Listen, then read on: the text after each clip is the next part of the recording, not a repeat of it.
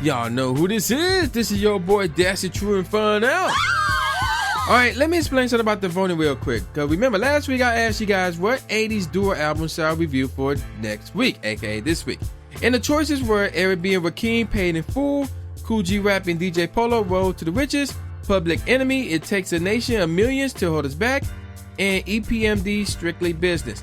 Now on Facebook, it was a tie between Eric B and Rakim and Kool G Rap and DJ Polo. But Public Enemy dominated Twitter. Now, I messed up the voting on Twitter because the first time I forgot to change the time limit from a day to 5+ days because this started last Thursday and ended this past Wednesday at 8 o'clock Eastern Standard Time, obviously. So I created another one, put the time limit on there correctly, and it still got the same amount of votes as the first one. So I don't know if it's the same people voting for that one or completely new people or in between. Either way, Public Enemy still got more votes than Eric B and Rakim and Kool G Rap and DJ Polo. So that's why I'm reviewing this. And I'm kind of shocked at that. I thought Paid in Full would win because that one is highly known. My phone just went off. So yeah, with that out the way, let's get straight into it. So It Takes a Nation of Millions to Hold Us Back by Public Enemy. Now let me get something else out the way real quick. Originally, probably like most of you, I thought Public Enemy was a dynamic duo. But no, that's actually a group. So outside of Chuck D and Flavor Flav, they also have and had DJ Lord, Carly Wynn, the S1W, Professor Griff, and former members Terminator X and Sister Soldier. So yeah, there you go with that. But if you were to look up Public Enemy, it was all about Chuck D and Flavor Flav. I didn't even know the other members existed in this group. I crappy not. So with that out the way, let's get on with this album. There's no. If you look at that, if you were to look at this album cover right now, who you see on there? Do you see any other members? No, you see Chuck D and Flavor Flav. So yeah, that's all you see. So this album came out June 28, 1988. Wow. It was recorded, the whole thing was recorded in 1997. And it was recorded and came out under Def Jam Recordings and Columbia Records. So the producers for this one was Chuck D, Rick Rubin, the executive producer, and Hank Shockley. So in this album, Public Enemy set out to make the hip-hop equivalent to Marvin Gaye's What's Going On, a classic album by the way, which is an album noted for its strong social commentary. So yeah, there you go with that. Little info about this album. The album charted for 49 weeks on the US Billboard 200, peak at number 42. By August of 1989, it was certified platinum for shipments of 1 million copies in the US. The album was very well received by music critics who hailed it for its production techniques and the socially and politically charged lyricism of lead MC Chuck D. It also appeared on many publications' year-end top album list for 1988. It was the runaway choice as the best album of 1988, in the Village Voice Pass and Jop Critics poll, a poll of the leading music critics in the US. Since its initial reception, It Takes a Nation of Millions to Hold Us Back has been regarded by music writers and publications as one of the greatest and most influential albums of all time. In 2003, the album was ranked 48 on Rolling Stones magazine's list of the 500 greatest albums of all time, the highest ranking of all the hip-hop albums on the list, and the only one acknowledged in the top 100. What the heck is my phone constantly going off here? Let me change that real quick. And yeah, there you go with that. Now, moving on down. Like I said, this is considered one of their greatest albums ever. Matter of fact, here it is right here. Widely regarded as the group's best work, It Takes a Nation of Millions to Hold Us Back has been cited by critics and publications as well. Yeah, I already said that already. So yeah, there you go with that. Now let me give y'all some more charts we got for the album, that is, not the singles, because I didn't even mention the singles yet. For the album, Like I said, it was platinum, and the BPI, it was gold. It was number one in the US. What's that chart? The US top R&B/hip-hop albums. 93rd out in Canada with the Canadian album charts. 40th in the mega charts out in the Netherlands, and 8th in the UK album charts. So yeah, there you go with that. It did its thing. You can't front. Now let's get on with the tracks. So there are a grand total of 16 tracks. The problem is there's skits. There's skits, or not necessarily skits, but like short tracks where it's either like mixes, vocal mixes over ill beats, or in one case, there's an instrumental. And all of them are ill as heck. All of them are ill as heck. And I'll identify which ones they are. So let's get on with the tracks. The first track is called Countdown to Armageddon. That's one of them right there. And this joint is as tense as I don't know what. That joint, even though it's just a short little intro rapper, but it is very intense. Really, the whole album is intense, and this one set the tone for this whole album right here, man. That joint was dope, man. It was really dope. Next track, and y'all should know what it is, Bring the Noise. I mean, it's one of the singles. I had to say it's their second most famous track ever that they ever did. Not off this album, but period. So, and we all know what the leading single is. The leading most famous track is. I mean, come on now. Now, for the record, that is not on this album. Fight the Power, that's not on this album. I'm not gonna reveal what album is on because that may give away the voting for later on. I'll get more on that much later. Now, track number 3, Don't Believe the Hype, another single off of this album, followed by Cold Lampin' without the G with Flavor, and then I think that's a skit actually. No, it's not. My fault. I'm sorry. Track number 5 is Terminator X To the Edge of Panic, followed by Mind Terrorist. Track number 7 is called Louder Than a Bomb. Actually, Mind Terrorist is a skit right there. Track number 8 is called Caught. Can We Get a Witness? With a question mark, obviously. And then we go to track number 9, aka the back side of the tape. Because remember, this is the 80s, obviously. And then we gonna start off the back side of the tape with another skit. Show 'em what you got. What ya? WATCHA, and then of course got, and I show them, show him, the possibly EM, obviously. Track number 10 is called She Rocks Channel 0 question mark exclamation mark, followed by Night of the Living Bassheads. Then track number 12 is called Black Steel and the Hour of Chaos, which is one of the singles. And actually, Night of the Living Bassheads is another single. I forgot to mention that, by the way. Moving on to track number 13, Security of the World, another skit right there. And that one was more of an instrumental, and it was pretty cool. While the other ones, they was like vocal mixes over ill beats. This one was just like an instrumental. So yeah, there you go with that. Track number 14, another single, Rebel Without a Pause. And that one's a actually well-known Public Enemy single, by the way, as well. Oh my gosh, track number 15, Prophets of Rage. More on that later. And then the last track off this album, Party for Your Right to Fight. So yeah, those are the 16 tracks. So since out there's 16 tracks and 4 of them are like short tracks, like skits or instrumentals, whatever you want to call it, I can only give y'all top 3. I cannot give y'all top 5. Yes, you heard me right. I can only give y'all top 3, not a top 5, which kind of sucks. But let's get on with the singles. The first single is called Rebel Without a Pause. This joint came out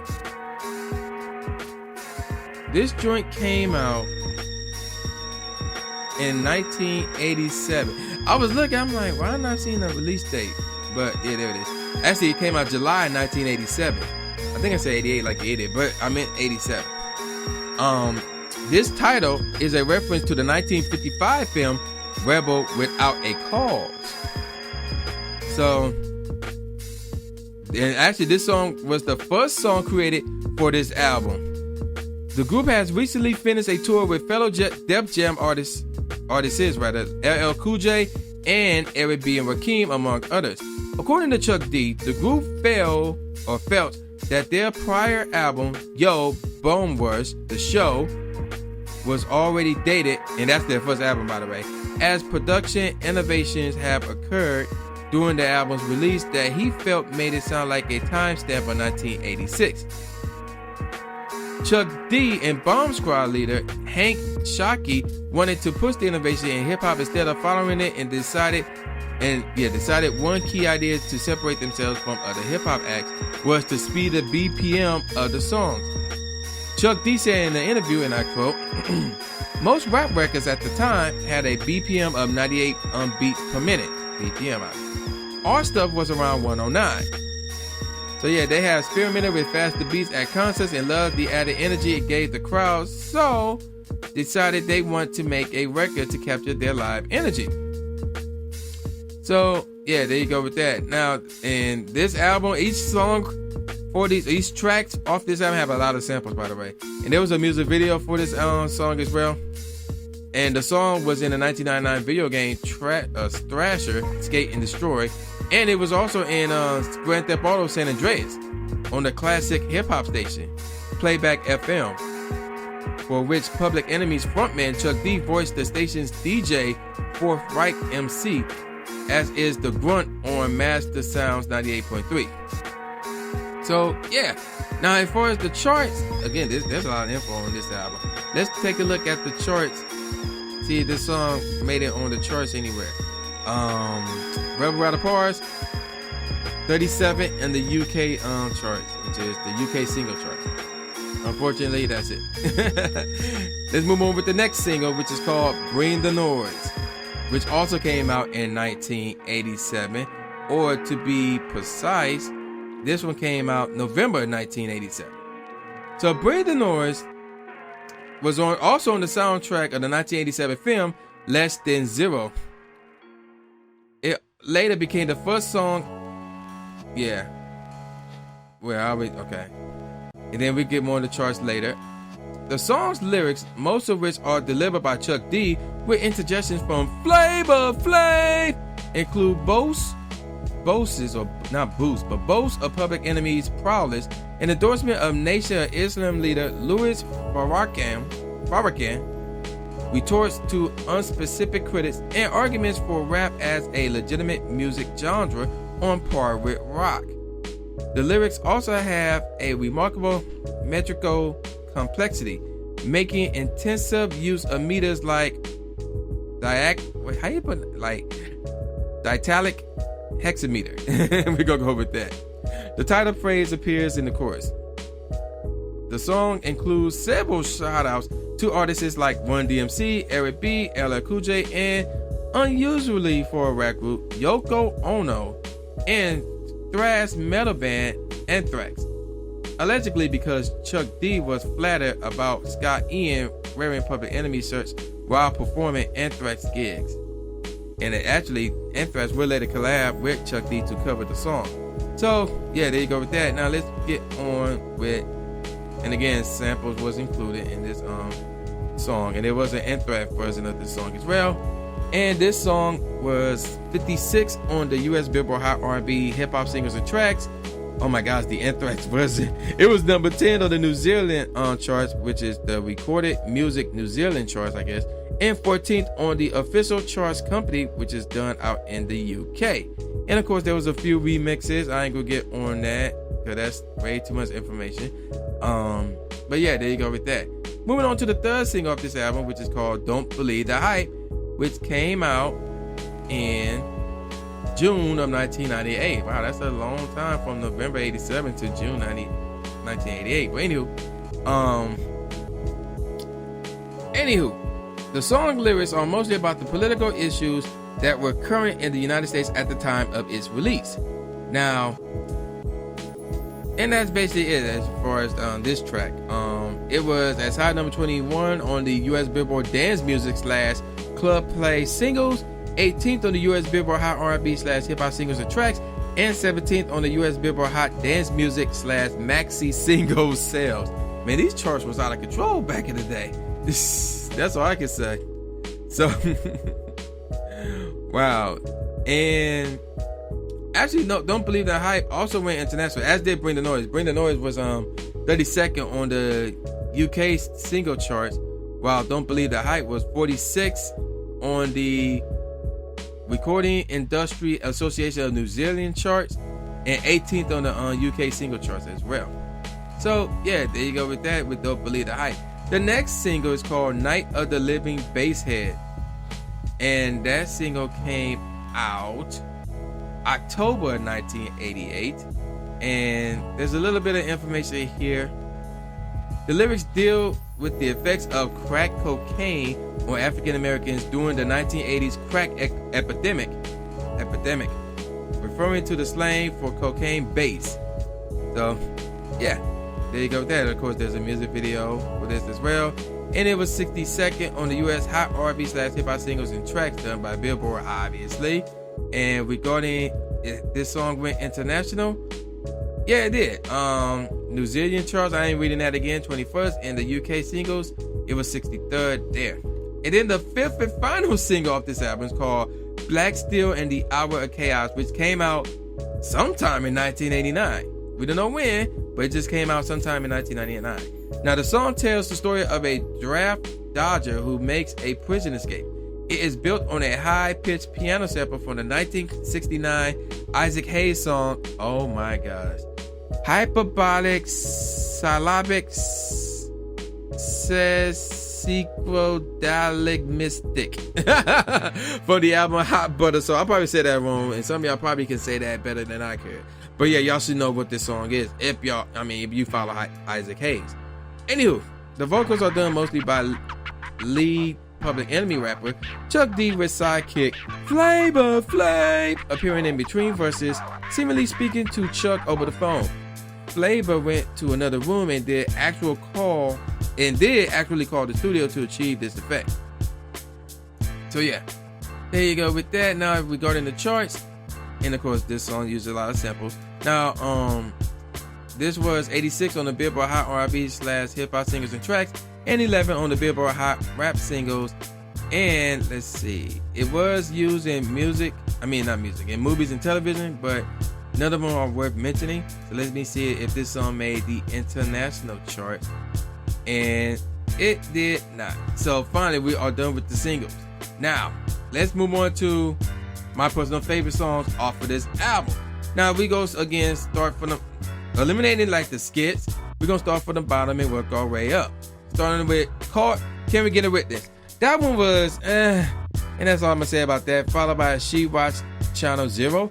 Now the drums saved this track because there was this heavy guitar in this joint, and it was like, I don't know about it.